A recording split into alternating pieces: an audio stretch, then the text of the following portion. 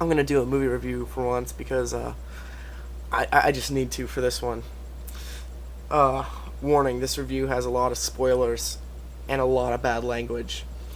Nightmare on Elm Street. So I went to go see it, and it's just poorly done. Like, it's not even bad, because bad is what happens when you try and fail. They didn't even try. It's just lazy. All around lazy. It starts off with some Abercrombie and Fitch model in this diner having nightmares of Freddy. Right off the bat, I already don't like it.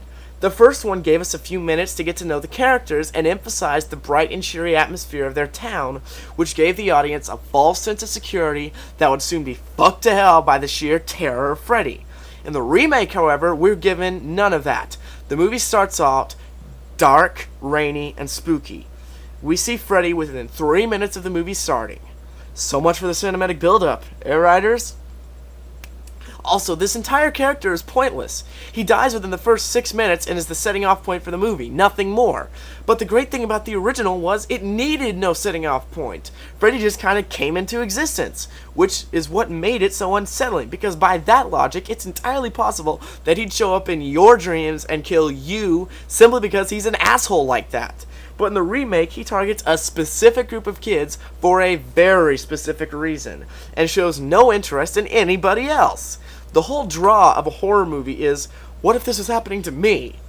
But by the halfway point of this 90-minute movie, they managed to completely destroy that fear. Meaning that the already fading sense of fear and uneasiness that the audience might have been feeling is now shattered. I'm not even 5 minutes into this pile of shit, and I'm already 8 paragraphs into bitching about it. That give you any idea of what to expect from this review? Moving on. So this character, Dean, is dating Chris, the main character of the movie. Or is she? Dean starts dreaming of Freddy, and then he stabs himself in the throat in front of Chris and several other teens, all while saying, "You're not real." Cut to the title. Now it's Dean's funeral, and Chris is grieving the loss of her boyfriend, while her ex, Jessie, acts like an ass and makes a pass at her. Wait, wasn't the main character of the original Nancy, and wasn't she a brunette? Am I missing something? Anyway, this waitress chick claims that she was having the same dreams that Dean was been having, but Jessie denies it and says that they're all just crazy. So we spend the next 30 minutes of the movie focusing on Chris, who's also having dreams of Freddy. Now, I will say this, and I can't stress it enough. Jackie Earle Haley did great. He did a phenomenal job as Freddy. He was intimidating, scary, fucked up, the works. There's not a single thing wrong with his actual performance. The script, writing, and obviously CGI makeup, however, really gimps him.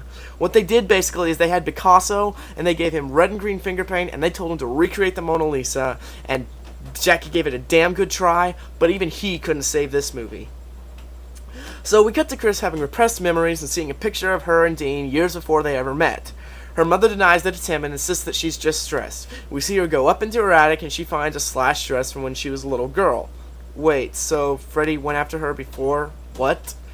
She's in a room when Jessie shows up because he was worried about her and admits to having the same dreams about Freddy too. Big shocker there. They fall asleep together and Chris has another dream of Freddy where she promptly dies. Jessie appropriately flips shit and runs out of the house screaming. He runs to this chick's house who claims to be having the same dreams, and it's revealed that this is Nancy. Wait, what?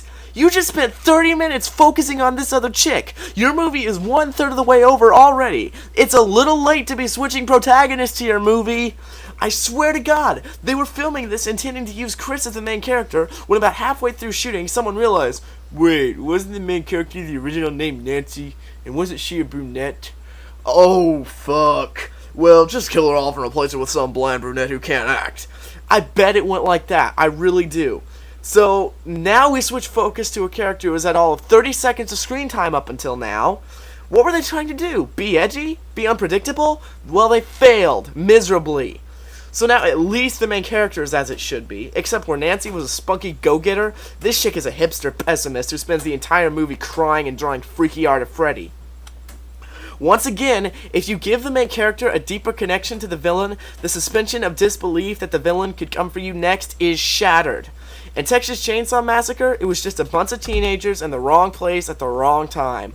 Totally random, totally ruthless. Same with Friday the 13th. Hell, even Paranormal Activity made me paranoid that there was a demon haunting me for a night or two. But this, he's going after them for a very specific reason, which I'll get into later. So Jesse gets arrested and sent to jail where he tries not to fall asleep.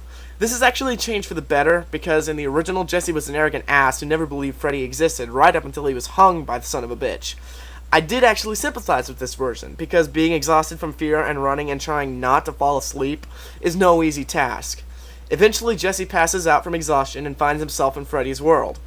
In the original, they were limited by budget and technology, so they had to make use of what they had and make otherwise unscary environments terrifying.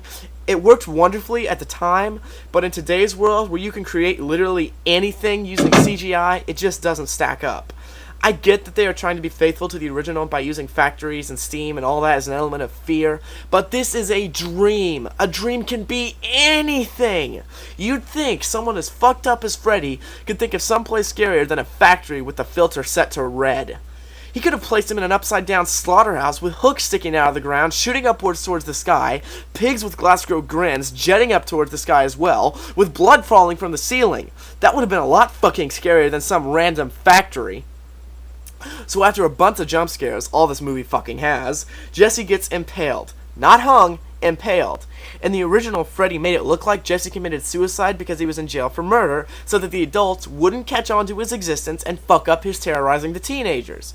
In the remake, we see Jesse get impaled by a huge weapon that basically completely guts him from the inside of a locked cell, with the other inmates screaming bloody murder at what just happened. But that's okay, because everyone in this movie is an idiot and never once is it questioned. So now it's just Nancy and not Johnny Depp. Not Johnny Depp is on medication for ADD, which helps him stay awake. He offers it to Nancy, and rather than being the spunky, resourceful chick she was in the original, she declines and bitches more about how Freddy's gonna get him. Well, she does her research and finds out that they all knew each other when they were little because they all went to the same kindergarten, and she finds out that the other people from the school are also dead in odd, unexplained ways. So her and not Johnny Depp question their parents about it, to which they say Freddy was a janitor gardener at the kindergarten, and how he absolutely loved the children there, would play with them, and how he just loved them. Until one day, they started coming home with bruises, scratches, and vacant, dramatic expressions. It was discovered that Freddy had allegedly been molesting them, especially Nancy. They refuse to believe this, though, and go on being annoying and stupid. Not Johnny Depp has a dream while swimming in which he sees Freddy running from a bunch of cars. Freddy locks himself in a garage, and the parents burn him alive because he won't come out. Jesus. I mean, don't get me wrong, if some sick fuck molested my kid, I would fuck him up royally. But burn him alive? Did they ever once think to call the cops? No? They just decided, he maybe might have hurt our children. Burn, motherfucker! So, not Johnny Depp and Nancy confront his dad about this, to which his dad says not a day goes by he doesn't think about that, and he knows that they did the right thing. At this point, Nancy and not Johnny Depp decide that Freddy wants them to find something. So after 10 minutes of fucking around in a grocery store and about 6 more jump scares, they track down their old school, and after doing some digging, find this room where Freddy took them. Up until this point, they were under the impression that Freddy was after them for lying about what he did, but after finding that room, they find out he was after them not because they told the truth about what he did. Because they told the truth about what he did, sorry. Yep, he's a child molester, and his favorite was Nancy. For a movie that's gotten rid of all the tits, most of the gore, and most of the language the original had, that's a pretty dark turn. Remember how I said I'd get back to the whole suspension of disbelief thing?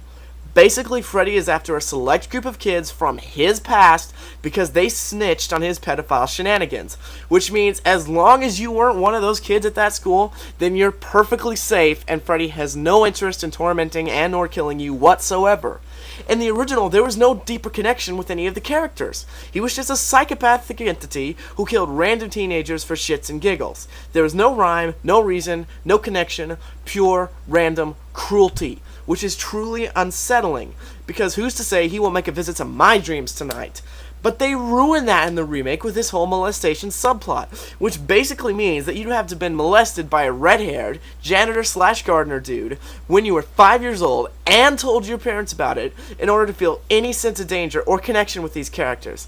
Chances are you weren't, and if you were, sweet dreams.